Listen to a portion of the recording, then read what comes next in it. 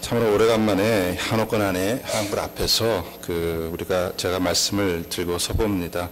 언제가 마지막이었나 보니까는 4월 초에 그 특별 수요 선교 예배, 암스트롱 선교 예배로 드릴 때에 마태복음 28장 들고 주님의 마지막 지상 명령을 가지고 말씀을 드렸는데 5월 초에 떠나서 7월에 돌아왔으니까는 약 4개월 만에 이 자리에 선 것 같습니다.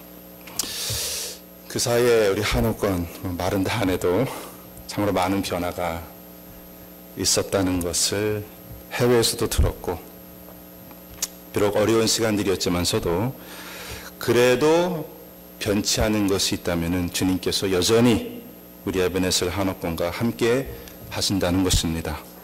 그리고 변함없이 여전히 주님은 여러분의 목자시라는 것입니다. 여호와는 나의 목자시니 내가 부족함이 없으리로다. 부족함이 없는 줄 믿습니다. 아무개 목사님이 나의 목자시니 내가 부족함이 없으리로다가 아니라 누가 목자시라고요? 우리 주님께서 우리의 확실한 목자시면은 정녕 우리에게 부족함이 없어야 되는 것이 확실한 것이죠. 선교지 다니다 보면은 참 신실한 적은수가 모여서 예배를 드리면서 참 뜨겁게 주 앞에 성장하는 모습들을 많이 보고 있습니다. 우리가 알고 있는 그런 목사님들이 없어요. 그러나 성경 말씀이 있고 그 말씀을 묵상할 때 풀어주시고 이해시키시는 그 성령님의 역사가 있고, 그리고 서로를 섬기는 그 공동체가 있을 때 그 수가 아무리 적다 할지라도 그 안에서 부족함이 없는 모습을 바라보게 됩니다. 이것이 건강한 교회이지 않겠습니까? 하나님께서 그 안에 친히 종들을 세우시더라고요. 주님은 절대로 교회를 사이즈로 보지 아니하십니다. 그리고 그 인도자의 학력을 보시도 아니하시고 그 교회의 다양한 여러 프로그램도 보지 아니하십니다. 근사한 예배, 여러분 신령과 진정으로 드리는 예배가 무엇일까? 그게 오늘의 토픽이지 않습니까? 입만 무성한 교회가 아니라 진정한 열매가 맺히는 교회가 되어야 될 줄 믿습니다. 담임 목사님이 있던 없던 주님이 여러분의 진정한 목사님이 되시면은 왜 선교지에는 부족함이 없는데 여기는 부족한 게 되겠냐 이것이에요. 제가 수요 예배를 죄송합니다. 영상으로 보면서 많은 은혜 받았습니다. 안수집사님이 돌아가면서 찬양 인도하시고 또 기도 인도하시고 또 권사님이 은혜롭게 또 반주하시고, 그리고 영상에는 이제 안 보이지만서도 들리는 그 백그라운드에 그 성도님들의 은혜스러운 찬양. 나름대로 모여 있어서 수요 예배, 새벽 예배를 인도하고 은혜 가운데 그리고 또 이렇게 계속해서 우리 원로 목사님 또 은퇴 목사님 이렇게 섬겨주시고 부족함 없이 서로를 사랑하고 돌보는 아름다운 또 건강한 교회. 할렐루야. 네, 여러분 좌우 보시면서 우린 건강한 교회입니다 라고 한 번 더 나누겠습니다. 우리 건강한 교회입니다. 여러분의 영어권도 1년에 반은 6개월은 목사가 없습니다. 이미 담임이라는 포지션이 좀 애매합니다. 그래서 우리도 트랜지션을 하고 있는 상황인데 성도님들이 이렇게 다 스텝업 해가지고 사명감을 가지고 서로를 섬기면서 세워나가는 그 미니스트리 팀이 형성이 되어서 오히려 건강한 교회이지 않나. 참 예전에 기도한 적이 있어요. 하나님, 내가 나가건 들어보건 변함없는 교회가 되게 해주십시오. 근데 그렇게 된 것 같아요. 숫자는 좀 줄었지만 좀 섭섭한 마음도 있더라고요. 인간적으로. 근데 주님 앞에서는 감사합니다. 주님께서는 기도를 들으시는 줄 믿습니다. 적은 그 프로페셔널의 그 팀의 그 전문적인 사역에 사람들이 그냥 의지해가지고 몰리는 그런 게 아닌, 또 양적 그 성장이 아닌, 또 어떤 그런 막 조직적인 것을 세워나가는 것이 아닌, 한 성도 한 성도님이 삶 속에서 그리스도의 삶을 닮아가려고 이 자리에 모여서 서로를 섬기는 그 모습, 한 사람 한 사람이 제자화되는 것이 중요한 것 같습니다. 근데 너무 그냥 그 프로페셔널의 그 사역에 매이다 보면은 또 그렇게 될 수 없는 걸림돌이 거기에 있을 수도 있어요. 적은 수만 어떤 교회 프로그램에 의해서 열심히 봉사하고 따라가지만 대부분의 교회가 어떻습니까? 80% 이상은 다 그냥 패시브하게 수동적으로 와서 은혜 받고 가는 큰 교회들 많이 다녀봤는데요. 큰 교회 가면 너무너무나 웅장하고 뭐 찬양이고 네, 모든 것이 그냥 와 할 정도인데 느끼는 거는 거기 수동적으로 제가 참석해서 예배드릴 때 받는 은혜는 다 거기서 거기예요. 거기서 거기입니다. 근데 수많은 사람이 공장에 컨베이어벨트 들어가는 식으로 네, 어떤 교회는 그냥 에스컬레이터 타고 쫙 예배가 끝나면 또 쫙 나가고 또 쫙 올라가고 예배가 계속 공장 들어가시 돌아가고 그 사람들은 들어갔다가 예배드리고 가고 사람이 북적북적 몰린다는 것도 예, 꼭 그것이 건강한 교회 모습일까? 네. 여러분 아무리 예배당이 의리의리하고 네, 진짜 뭐 프로페셔널들이 음악을 인도하고 훌륭한 설교자가 설교를 한다고 해가지고 그거하고 진짜 그 교회에서 맺힌 열매하고 네, 뭐 간접적인 것은 있겠지만서도 직접적인 것은 아니라는 것이에요. 그러면은 여러분 진짜 선교지 작은 교회들은 얼마나 불리한 상황이겠어요. 언페어하지 않겠습니까? 그러지 않다는 것이 하나님은 똑같이 역사하신 줄 믿습니다. 네.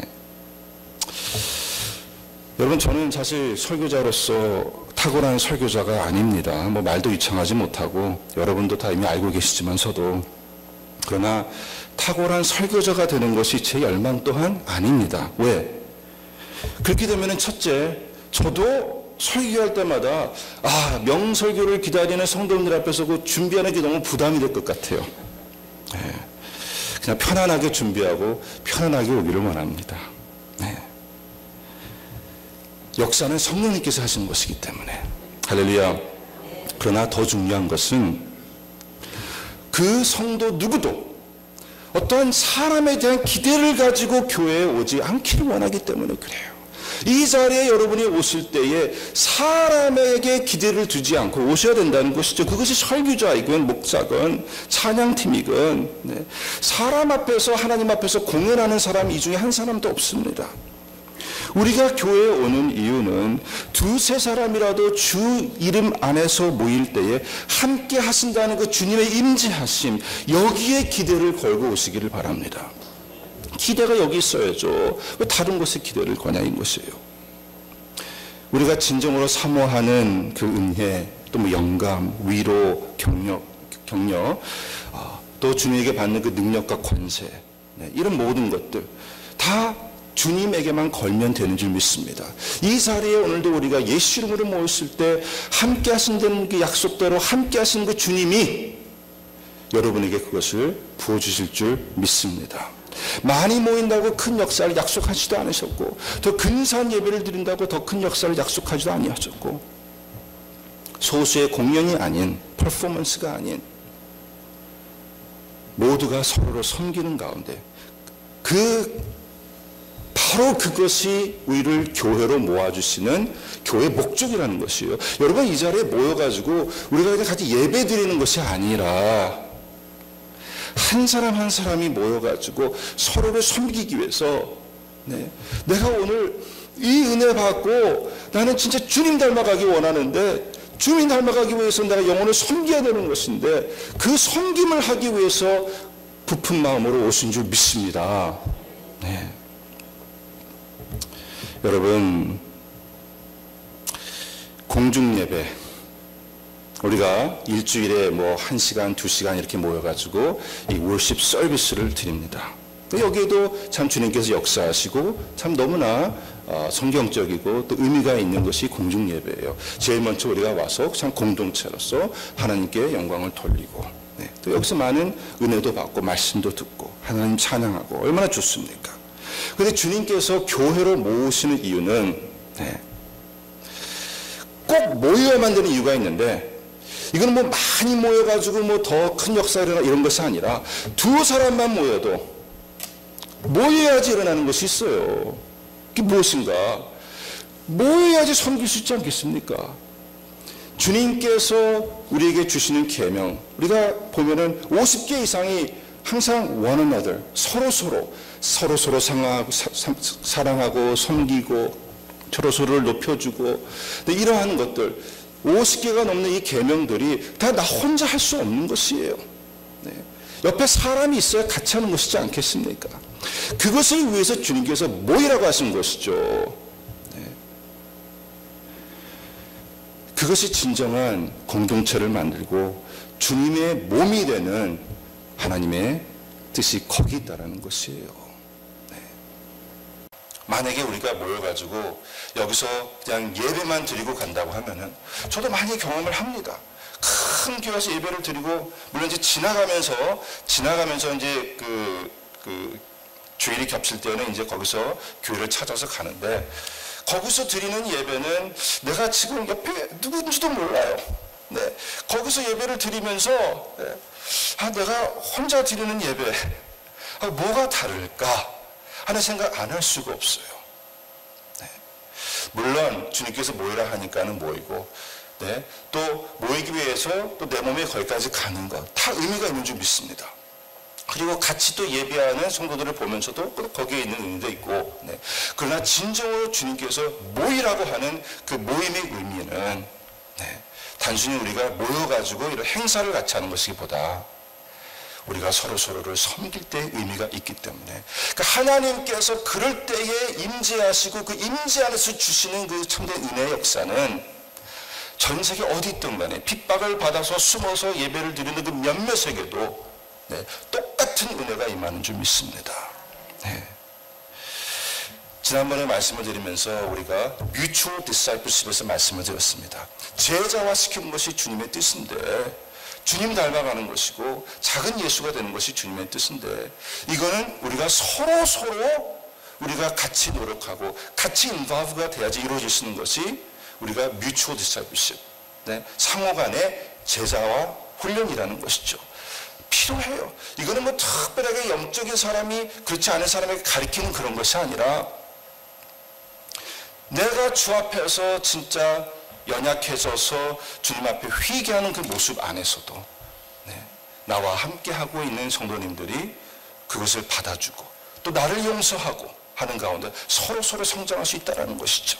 내가 오래 참아야 되고, 네, 우리가 서로를 높여야 되고, 네. 참 이러한 모든 모여서만 이루어질 수 있는 일, 이것이 우리 성장의 가장 큰 동력이 되는 줄 믿습니다. 여러분, 우리 모두 다 은혜를 사모합니다. 모이실 때도 은혜를 사모해요. 그러나 우리가 진정으로 참된 은혜를 체험하기 위해서는 단순히 이런 자리에서 수직적인 어떠한 주님을 바라보면서 여기서만 이루어지는 것이 아니라, 이것은 반쪽 은혜예요. 나머지 반쪽이 있습니다. 그것은 무엇이냐? 내가 말씀을 온전히 듣고 그 말씀대로 순종할 때에 이루어지는 것이에요. 거기서 그 주님의 말씀이 온전히 이루어지고 내가 깊은 은혜를 체험한 줄 믿습니다. 그것이 없는 삶은 그저 은혜 쓰는 예배만 찾아다녀요. 여기 와서 은혜 받고, 너무 찬양이 말씀의 은혜로 왔다. 네. 그리고 좋을 때는 나왔지만서도 삶 속에 순종하고 사는 것이 없기 때문에 작은 일에서 시험 들어가지고 교회를 떠나기도 하고, 얼마나 많은 수많은 사람들이 교회를 뱅뱅 돌고 있지 않습니까? 네. 나름대로 은혜를 사모해서 그런다 그래요. 여기는 은혜가 안 되기 때문에 나는 더 은혜 받기 위해서 간다고 합니다. 그러나 그것은 반쪽 은혜이기 때문에, 왜 여러분, 진정한 은혜는 수직과의 관계에서만 이루어지는 것이 아니에요. 수평적인 관계가 있는 줄 믿습니다. 또 진정한 예배도 마찬가지예요. 진정한 예배가 여러분 하나님과 나의 수직으로만 있다고 생각하시면 안 됩니다. 진정한 예배는, 하나님이 기뻐 받으신 예배는 수평적인 관계에서 완성이 되는 것이에요. 여러분, 왜 주님께서 우리에게 지상명령을 주시면서 모든 말씀을 가르쳐 지키게 하라까지 하셨을까요? 가르쳐 지키지 아니하면은 가르침이 소용이 없어요. 그러니까 지금까지 저도 어떻게 보면은 그냥 말씀 가르치기에 바빴던 것 같아요. 매주 이걸 가르치고 또 저걸 가르치고, 네. 또 다른 것을 또 가르쳐야 되고 계속해서. 근데 가르쳐 지키게 하라, 지키게 하라 해서 너무 약했어. 어떻게 지키게 할까?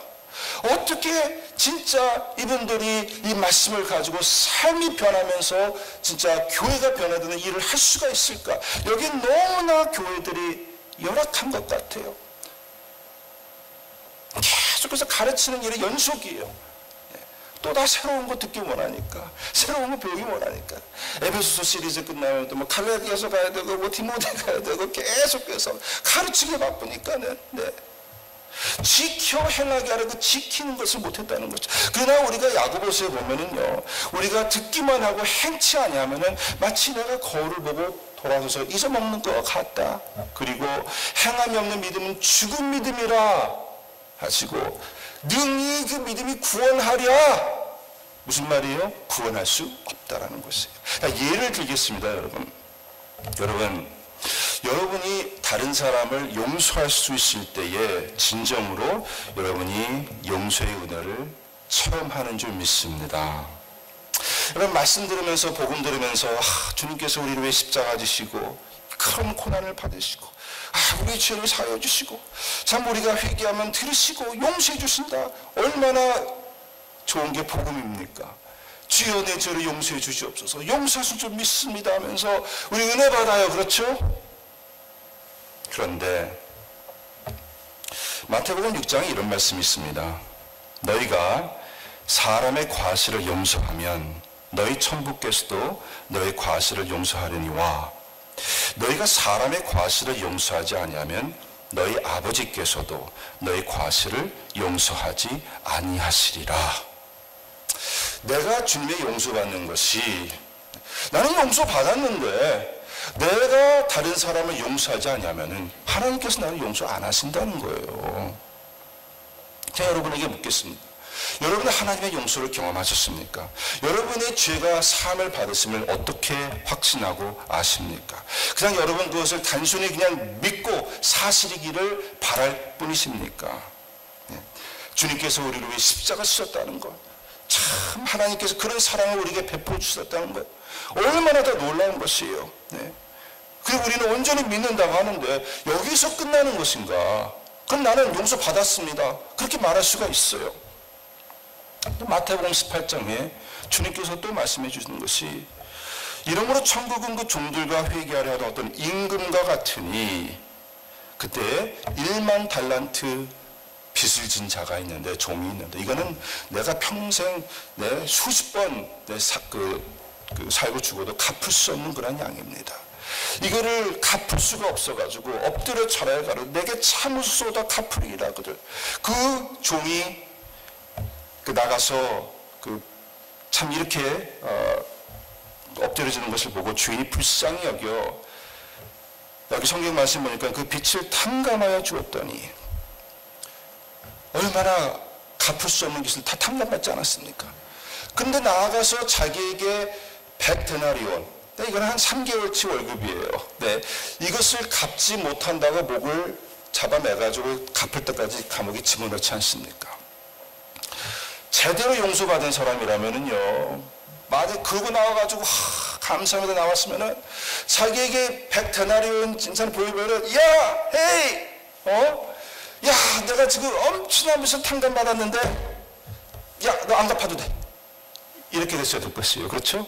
진짜 용서받은 자의 마음이라면은 너가 나한테 줄 거 다 탕감받았어.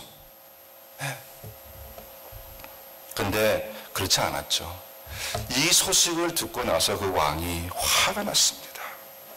근데 이게 재미있는 게 31절에 보니까는 동관들이 그것을 보고 심히 민망하여 주인에게 가서 그 일을 고했다는 것이, 그 사실을 알고 있는 사람이 너무 민망한 거예요. 이 사람이 지금 얼마나 큰 빚을 탕감받았는데 이 조그만 빚을 진 그 자기 동료를 데리고 감옥에 넣었으니 민망한 거예요. 그 민망해가지고 가서 아는 거예요. 그것을 들은 그 왕이 화가 나가지고 그 빚을 다 갚을 때까지 나오지 못하리라 다시 감옥에 집어넣지 않습니까? 용서 받았습니까? 먼저? 안 받았습니까? 탕감 받았습니까? 안 받았습니까? 받았었죠. 왜 감옥에 갑니까? 이게 주님의 용서라는 것이죠. 주님의 은혜가 내가 주님의 은혜의 통로가 되어가지고 나를 통해서 흐르지 아니하면 그 은혜는 내 것이 아니에요.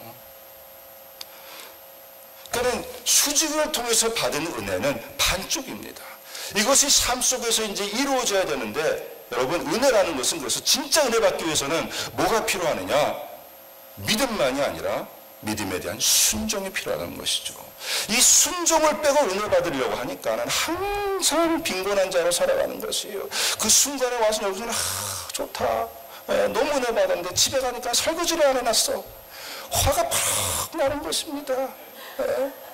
내가 은혜 받아가지고 내 자식 놈이 그냥 일을 저질러놨어. 화가 팍 나는 것입니다. 그리고 나 너 때문에 은혜 쏟았다고 얘기하는 것이에요. 네. 진정한 은혜를 체험하지 못한 건 본인인데, 왜? 삶 속에 순종이 없었거든요. 오비디언스가 없었거든요. 온전히 말씀을 믿고 순종을 통해서 나는 은혜 받은 자가 되고, 이렇게 은혜를 받게 된 자는 여러분 우리 안에 생수가 흐르는 줄 믿습니다. 네. 절대 목마르지 아니한 것이에요. 누구 어떤 다른 사람에게 내게 은혜 끼쳐가지고 은혜 받는 게 아니에요. 내 안에서 하나님의 영이 계시는데 내 안에서 흘러나오는 것이 은혜가 되는 것이지, 나한테서 흘러서만 흘러가는데 뭐가 부족해요. 여호와는 나의 목자시니 부족함이 없으리로다. 우리 에베네zer 선교교회 성도님들 다 그러한 자이신 줄 믿습니다. 네, 여러분, 우리가 그래서 참 우리가 이 서로 one another, 왜냐하면 하나님 말씀에 대한 순종은 나 혼자 할 수 있는 게 아니에요. 성령의 열매는 나 혼자 맺을 수 있는 게 아닙니다. 그래서 그 열매 맺으라고 주님께서 묶어두셨어요. 여기 모이면 오래 참아야 될 일이 얼마나 많습니까? 그렇죠? 겸손해야 될 일이 얼마나 많습니까? 기도해야 될 일이 얼마나 많습니까? 네. 사랑하려고 하면 얼마나 많은 값을 지불해야 되겠습니까? 나를 부려야 될 것은 너무너무나 많아요. 그거를 위해서 여러분 모아주셨습니다. 왜 완벽하지 않나 이게 아니라, 네.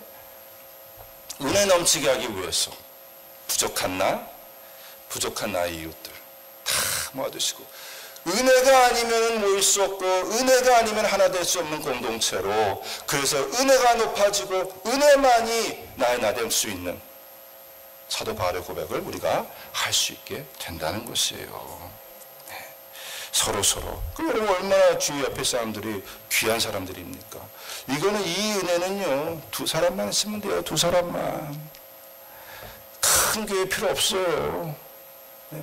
그리고 여러분 솔직히 우리가 세상에 보여줘야 될 것은 큰 건물에 웅장한 예배 이게 아니라 진정한 예수 그리스도가 우리 육신을 입고 살아가는 그 삶의 열매가 보여져야 되는 것이죠. 그게 세상이 굶주리고 있는 것이에요. 근데 우리는 어느 프로그램 많고 이런 것들을 갖고 자랑하고 있으니 교회가 오히려 그런 것 때문에 사람들이 뭘 봐야 될지를 몰라요. 디스트랙션이에요, 디스트랙션. 교회 하면은 그냥 이렇게 종교적으로 모여서 이거 행사하고 맨날 행사여다. 그러니까 진정한 세상을 변화시키는 것은 무엇입니까? 우리 삶 속에 진정으로 그들을 사랑하는 것이거든요. 섬기는 것이거든요. 여러분, 바람이 움직일 때 바람이 있는 것을 알지 않습니까? 그 존재감이 보이는 것이에요. 성령의 역사도 진정으로 움직일 때 우리가 알 수 있는지 믿습니다. One another. 네. 우리에게 얼마나 필요한 존재입니까? 네. 그래서 오늘 여러분 본문 말씀에 보면은 간단하지 않습니까? 참으로 예배하는 자들은 신령과 진정으로 예배할 때가 오나니 곧 이때라. 네, 아버지께서는 이렇게 자기에게 예배하는 자들을 찾으시느니라. 하나님은 영이시니 예배하는 자가 신령과 진정으로 예배할지니라. 예수님이 오시고 나서서 근본적으로 예배가 바뀌어버렸어요.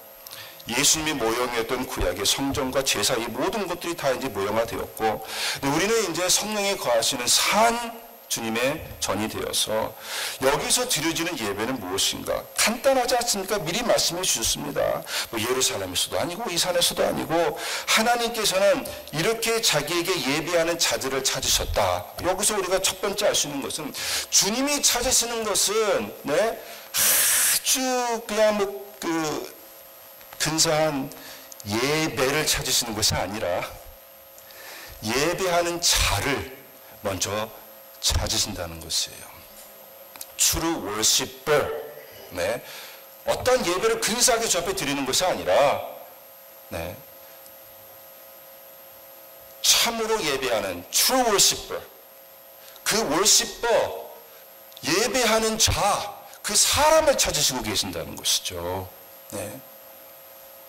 그냥 어느 날 여기 와가지고 나는 오늘 진정한 예배를 주 앞에 드릴 거야 하면서 그냥 막 집중하면서 좀 저도 진지해지고, 네. 그리고 여러 가지 뭐 좀 sacrifice 하면서 그냥 이거를 주 앞에 드릴 거야. 네. 주님은 그것을 원하시는 것이 아니라 참으로 예배하는 자, 그 사람, 그건 그 사람의 삶을 얘기하고 있는 것이에요. 신령과 진정으로 드려진다는 것은 진짜 내가 성령 안에 이끌림을 받아서, 여러분 진리가 무엇입니까? truth가 무엇입니까? 예수님이지 않습니까? 예수님의 삶이 우리 삶 속에서 참으로 그 진리가 사라지는 것, 복음이 사라지는 것 아니겠습니까? 이제는 내가 사는 것이 아니라 내 안에 그리스도가 사는 것이라. 그래서 주님께서는 그렇게 삶 속으로 드려지는 예배를 원하신다는 것이죠. 예배하는 자, 삶으로 예배하는 자를 주님께 찾으시고, 로마서 12장에 보면은 그러므로 형제들아 내가 하나님의 모든 자비하심으로 너희를 권하노니 너희 몸을 하나님이 기뻐하시는 거룩한 뭐라고 했습니까? 산제사로 드리라. 이는 너희의 드릴 영적 예배니라. 여기에 초점이 맞춰져 있어야 되는데 지금 교회들이 약간 임밸런스가 있는 것 같아요. 밸런스가 안 맞았어. 모든 교회의 리소스나 교회 모든 것들이, 대부분의 모든 것들이 주의 몇 시간을 위해서 다 쓰이고 있다는 거.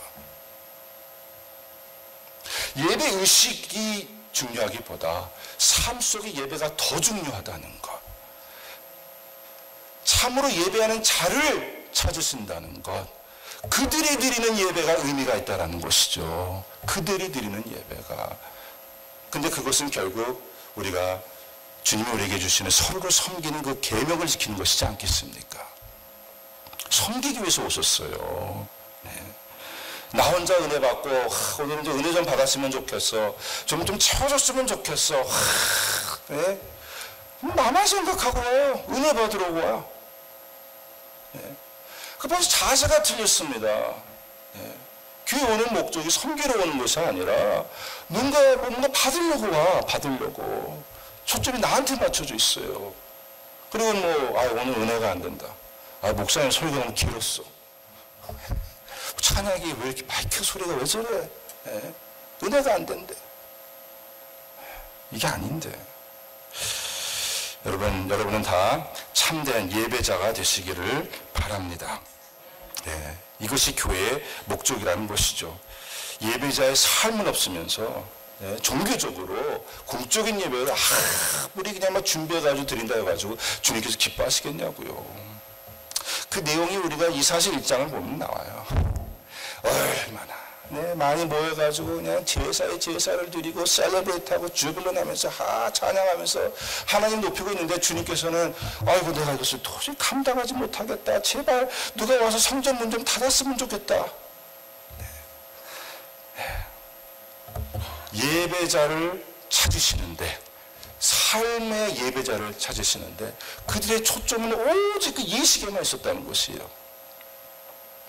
기독교는 다르지 않습니까? 다른 종교는 다 그렇다고 쳐요. 다른 종교는 그것밖에 없으니까. 다른 종교는 와서 하는 종교 예식밖에 없으니까. 네, 다른 종교는 다 그렇다고 쳐요. 우리 기독교는 달라야 되지 않겠습니까? 예수님의 삶이 나타나야 되는데. 저는 이런 것을 봐요. 이렇게 다니면서 보면 특히 이제 이슬람교 그 나라들에 가다 보면은 아주 그냥 열심히 하나님 잘 섬겨요. 자기들 하나님이 최고야. 그 그 위대하신 하나님을 위해서 최고의 하나님 앞에 최고를 드린다면서 네. 아주 엄청납니다. 네. 어떻게 보면 그리스도인의 비교가 안 될 정도야. 그럼 거기다 대고 우리 하나님이 더 커, 우리 하나님이 더 괜찮아, 우리 하나님이 더 좋아하면서 그거 경쟁하고 있겠습니까? 네. 다 서로 자기 하나님, 자기 신이 높다고 그 크신 하나님에게 크신 것을 드리자고 다 있는데 거기서 우리가 경쟁하는 거겠습니까? 사람들이 물론 네, 자기만 위해 살다가 그 크신 하나님이 계신다는 것을 발견하고 그 크신 하나님을 위해 내가 살겠다 얼마나 아름답고 좋습니까? 근데 기독교가 하나 다른 게 있어요. 네. 모든 종교는 다 그 크신 하나님을 위해서 다 드린다고 큰 sacrifice. 나를 구원하시고 독생자를 내오신 그 크신 좋으신 하나님에서 뭐가 아깝겠습니까? 그렇죠? 네. 그 기독교의 초점은 거기에 안 있다는 것이에요.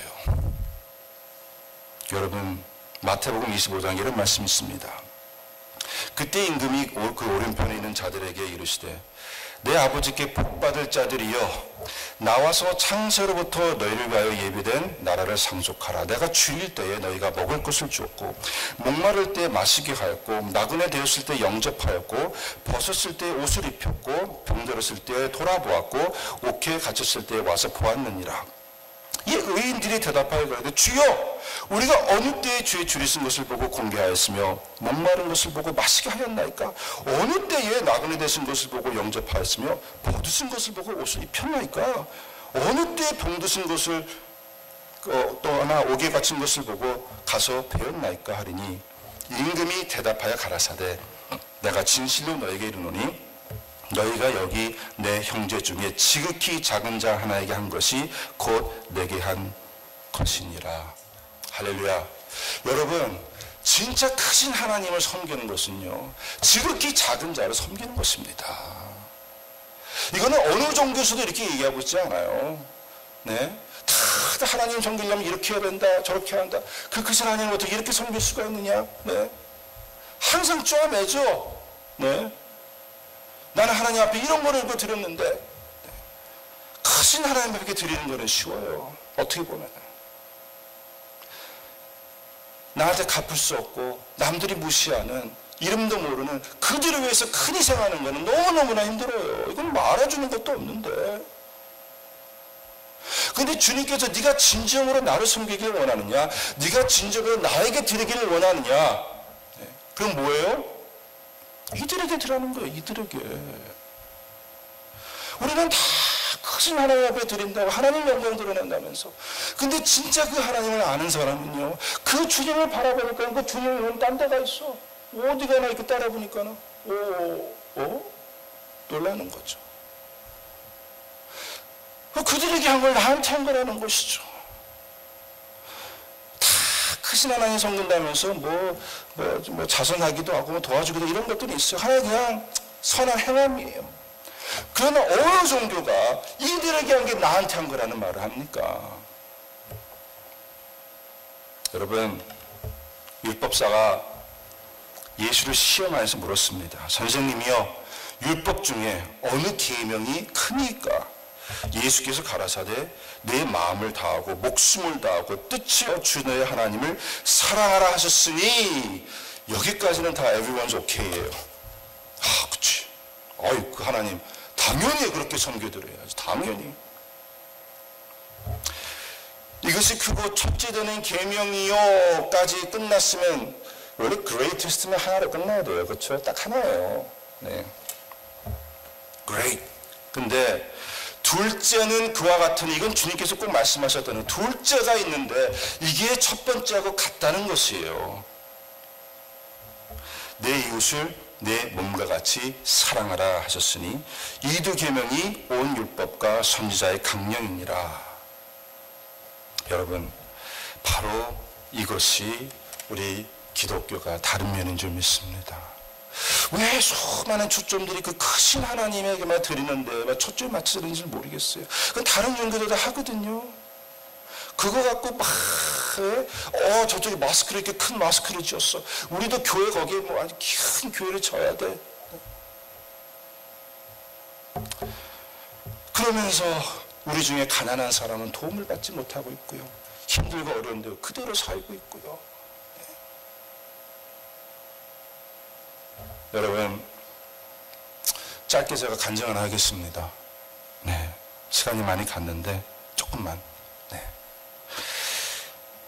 얼마 전부터 이제 파키스탄에 사역이 열려가지고 파키스탄 쪽에 초점을 많이 맞추고 있는데, 뭐 필리핀 교회들도 이제 파키스탄 쪽으로 다 돌려서 초점을 맞추게 했어요. 이제는 받는 교회가 아니라, 네, 뭐 많이 성장했지만서도 이제는 선교하는 교회가 되라. 네, 그래서 이제 목사님들부터 이제 파키스탄에 들락들락거리고 파키스탄에 초점을 맞추고 우리가 도와야 된다. 그래서 이제 같이 가서 거기 상황도 보고, 근데 거기서 이제 한 가지 참 눈에 들어왔던 것은 참 이 기독교인들이 있는 크리스천 카논이라는 데가 있어요. 네, 그게 이제 영국이 인도를 지배했을 때 이제 참 가장 신분제도가 있지 않습니까? 원래 인도에는 낮은 로우 캐스트에 있는 사람들이 예수를 믿고, 그 다음에 이제 인도가 1947년에 이제 독립하고 이슬람권인 파키스탄, 인도가 갈라지면서 거기에 이제 남아있던 그리스도인들이 굉장히 열악하고 힘든 상황에 놓이게 됐습니다. 크리스천 카논이라고 되어 있는데 거기에 있는 참 사회적으로 이슬람 국가다 보니까는 굉장히 핍박과 열악하고 참 어려운 삶 속에서 가장 가슴 아픈 것은 굉장히 많은 사람들이 이 벽돌 공장에서 노예처럼 일을 하고 있어요. 한 400만 명 정도가 됩니다. 거기가 2만 개의 공장들이 있는데 완전히 착취를 당하는 것이요. 근데 왜 그렇게 되느냐 보니까는 삶이 워낙 가난하고 어려우니까는 대출이 필요할 때가 많아요. 네? 갑자기 병원에 가야 된다. 아버지가 아프다. 그럼 대출 받아야 될 거 아니에요. 네? 그 대출을 그 공장 주인에게 받고 나면은 그 다음부터 못 갚아요, 이제. 그러면은 온 가족이 끌려가가지고 거기서 하루 종일 벽돌을 만드는데, 네? 이 벽돌을 아무리 하루에 수천 장 만들고 수만 장 만들어도 결코 그 빚을 못 갚게 얼마나 큰 이자를 받아가지고 50% 뭐 100% 이래가지고 네, 못 갚아갑니다. 대대로 이어가면서 벽돌 공장에서 그 일을 하고 있는 것이에요. 교육 수준이 낮고, 왜냐하면 뭐 다른 거 할 수가 없으니까 아이들까지 보니까는요, 내 엄마가 옆에서 벽돌 만들고 있어요. 네, 문맹인 경우도 많고. 참 이러한 어떠한 열악한 상황 속에서 물론 이제 우리 목사님들이 가가지고 모아서 교회를 이렇게 하고 선교도 하고 많이 하세요. 네, 가끔가다 이제 리소스가 생기면 음식을 사가지고 나눠주기도 하고 옷도 사가지고 나눠주기도 하고, 네, 그리고 거기는 이제 뭐 교회 건물 같은 게 없으니까 이제 큰 광장 같은 데 있으면은 낮에는 덥고 그러니까 밤에 예배를 드려요. 처음에 저는 이제 그 메시지를 봤을 때에 파키스탄 들어가기 전에 왜 여기는 항상 캄캄한데 밖에서 예배만 드리나 했는데 가서 보니까는 낮에는 뭐 도저히 예배를 드릴 수가 없고요. 네, 해가 져야지 밤에 이제 불을 켜놓고 네, 예배를 드릴 수가 있는데 참 가난한 그들의 모습을 바라보고, 그러니까 우리는 맨 처음에 우리가 이 사역을 하면서 여기 좀 돕고, 네, 이 목회자들이 사역을 잘 감당하면 되겠다. 네, 그렇게 해서 거기 이제 우리 에베네셀의 엄브렐라에 한 10개 정도의 교회가 있고 사역자들이 있어요. 그래서 이제 같이 이렇게 협력하여서 사역을 하는데 거기서 이제 하룻밤이 아니죠. 이제 몇 날 며칠을 가는데 어느 날 밤에 저는 영적인 체험이 하나 있었어요. 영적인 체험이 있고 나서 하나님께서 마음에 컨빅션을 주시는 것이, 그냥 와서 나는 내 사역만 하면 되는 건데 선교하는 거니까 이 400만 명이 되는 이 벽돌 공장에서 일하고 있는 이 노예들을 그냥 둘 거냐는 것이죠. 그냥 둘 거냐. 워낙 엄두도 안 나는 일이니까는 우리는 그냥 주님께서 고난을 통해서 또 역사하신 것이 있고 우리를 빚어가시고, 네, 여러 가지 우리가 하는 일만 하지 않습니까? 이 많은 사람들 그냥 둘 거냐. 그들의 울부짖는 소리. 여러분, 우리가 출애굽기 보면은 이스라엘의 자손이 고된 노역으로 인해 탄식하며 부르짖으니 그 부르짖음이 하나님께 상달되었고 하나님이 그들의 탄식을 들으셨다라고 나와 있습니다. 여러분, 자, 제가 스토리 하나, 거기에 스크린 하나 보시면은 파루크 마시라는 사람이 있습니다. 저는 43세이며 결혼했고 딸 하나와 아들 둘의 아버지입니다. 아버지가 심각한 심장마비를 겪고 매우 아프셨을 때 벽돌가마 공장 주인에게 여러 차례 대출을 받았습니다. 아버지는 병원에 3주간 입원하셨고 병원비와 약값을 지불하기 위해 돈을 빌려야 했습니다. 또 후기에는 가족을 위한 식량을 구입하기 위해 대출을 받았습니다. 이제 우리 가족은 26만 9,586 파키스탄 루피예요.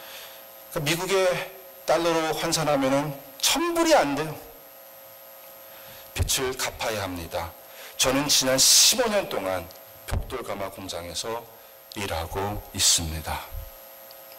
이런 가정의 스토리가 뭐 여러 개가 있지만서도 1,000불이 없어가지고 그것을 못 갚아가지고 15년 동안 저렇게 열악한 상황에서 노예로 살아가고 있어요. 여러분, 우리 목사님들이 거기 가가지고 제자 훈련을 하고 있는 가운데 그때 저한테 딱 드는 생각이 있었어요. 이건 아니다. 우리가 와서 제자 훈련하는 법을 가르치고 그들에게 서로 이렇게 하나님 말씀을 가르치고 하는 그 프로그램을 지금 진행하고 있는데 이것은 프로그램을 할 수 있는 일은 아니다. 진짜 여기 교회들이 있는데 대대로 계속해서 앞으로 이 노예를 해야 되고 여기서 벗어날 수 없는 그 환경에 대해서 우리가 아무것도 생각하지 아니하고 이대로는 그거는 아니다. 다 와서 물론 교회 와서 예배드리고 은혜는 받고 서로 위로가 되고 가지만서도 근본적으로 삶 속에서 여기에 우리가 뛰어들어서 서로를 자유케 할 수 있는 프리덤을 줄 수 있는 진짜 출애굽, 원래 출애굽도 벽돌 공장이었던 것 같아요. 그죠? 벽돌을 만들고 있는데 여기도 벽돌 공장이야. 진짜 출애굽 시켜야 되지 않겠느냐. 우리가 주님의 참된 제자가 되면은 우리가 제자가 되는 것이 더 성경을 많이 알고 그냥 교회도 사람 많이 모아가지고 더 근사한 예배 드리고 이것보다 수직적인 은혜에서 끝나는 것이 아니라 진짜 우리의 수평적인 은혜가 있어야 되고 수평적인 예배가 있어야 되고 삶 속에서도 이들도 이러한 참 어떻게 보면은 착취당하고 있는 상황에서 벗어나기도 하고 또 주위에 그러한 다른 가정들도 벗어날 수 있도록 교회에 이렇게 많은 사람들이 모이고 있는데 우리가 왜 이것을 할 수 없는, 왜 한 가정이 자유함을 얻지 못하느냐. 이거는 아니다. 그래서 기도하는 가운데 같이 론칭한 것이 프로젝트 엑소더스입니다. 이게 뭐냐? 출애굽. 현대판 출애굽이죠. 출애굽을 시켜야 된다. 근데 인도네시아에 들어가니까는 인도네시아의 파트너가 그 금년 초에 선교팀을 하나 딱 조직을 했어요. 어렸을 때에 부터 교회에 모인 교회 이제 썬데이스쿨 동료들이 있었는데 한 50년 만에 만났어. 그래가지고 만나서 이제 같이 어떻게 지내하고 나서 그리고 나서 이제 보니까 그럼 이게 오케이 우리가 지금 50년 만에 만났는데 이게 전부냐? 우리가 뭔가 의미 있는 삶을 살아야 되지 않겠느냐. 그래가지고 선교팀을 조직을 했어요. 근데 그 이름이 에베네셀이야. 그래서 딱 만나니까는 저희 들어가서 만났어요. 그 팀을. 우리도 에베네셀이고 거기도 에베네셀이네. 그쪽에서 목사님 우리 이사가 되어달라고 인도해달라고. 그래서 알겠습니다. 그리고 나서 얼마나 좋은 프로젝트가 있습니까? 그래서 우리 같이 파키스탄 일에 동참할 수 있겠느냐.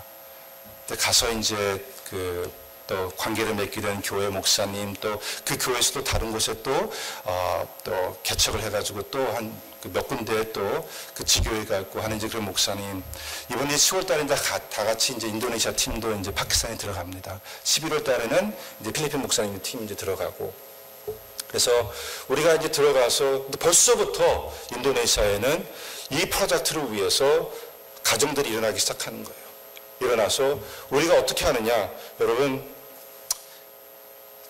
다 이게 빚을 갚아야 되는데, 네, 그 빚을 갚기 위해서는 뭔가를 해야 될 것 같아요. 근데 가장 좋은 게 뭐냐, 여러분 ROI 아시죠?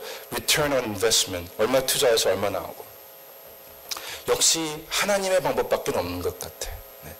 하나님께서 참 모든 것을 창조하시고 be fruitful and multiply. 네? 네. 한마디로 복제, 생명처럼 빠르게 번식하는 게 어디 있습니까? 네. 야곱의 그 양들이 진짜 라반의 양들을 넘어섰지 않았습니까? 하나님이 축복하시니까. 네. 염소 10마리만 생기면은 1200불이에요. 그러면은 한 가정이 자유함을 얻을 수 있어요. 그래서 인도네시아에서는 우리가 염소를 키우겠다. 그래가지고 지금 가정들이 좀 쭉쭉 지금 일어나고 있어요. 네, 그래서 참 마이크로 론을 얻어가지고 이거는 이 엑소더스 프로젝트를 위한 그 염소들이다. 이 염소들은 계속해서 자기들이 복제시켜가지고 자유케 하겠다는 것이죠. 그런 가정들이 지금 막 생겨나고 있어요. 네, 그래가지고 뭐 사진들이 막 오기 시작해요. 이렇게 우리를 만들었고 거기는 염소들이 이렇게 지금 자라고 있고 계속해가지고 이제 필리핀에서도 이제 그 사역을 시작하고. 근데 가장 중요한 것은 무엇이냐? 결국에는 자유함을 얻은 이 가족들이 진정한 주님의 제자가 되어서 이들이 똑같은 일을 하는 것이에요. 이들이 결국에는 나 혼자만 우리 가족만 자유함을 얻는 게 아니라 옆에 가정들도 같이 이제 염소를 키워서 염소가요 12마리를 시작하면은 제가 챗GPT 한번 넣어봤어요. 네, 그러면은 계산을 잘하니까 염소 12마리가 지금 어미셋에 지금 새끼 염소가 한 9마리 정도 이렇게 시작한다고 할 때에 5년 뒤면은 몇 마리가 되겠느냐? 그러니까 360마리가 나와요. 네. 야, 이거 10가정만 뛰어들면은 3,600. 예.